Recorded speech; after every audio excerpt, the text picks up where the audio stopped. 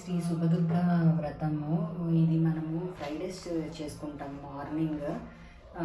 ఏకాదశి వచ్చిన రోజు కానీ, అష్టమి కానీ, ఏదైనా మంచి రోజు చేసుకోవచ్చు. బట్ ఫ్రైడే అయి ఉండాలి, మార్నింగే చేసుకోవాలి. ఇది వ్రతం కాబట్టి ఈవినింగ్ పనికిరాదు. ఇది వచ్చేసి గూగుల్లో మనకి ఇలా శ్రీ శుభదుర్గ వ్రతము అని చెప్తే పీడిఎఫ్ దొరుకుతుంది. అన్ని లాంగ్వేజెస్, ఆల్మోస్ట్ అన్ని లాంగ్వేజెస్లో ఉంది. దాంట్లో అష్టోత్తరం చదవాలి దుర్గాదేవిది. తర్వాత 5 కథలు ఉంటాయి, 5 కథలు చదవాలి.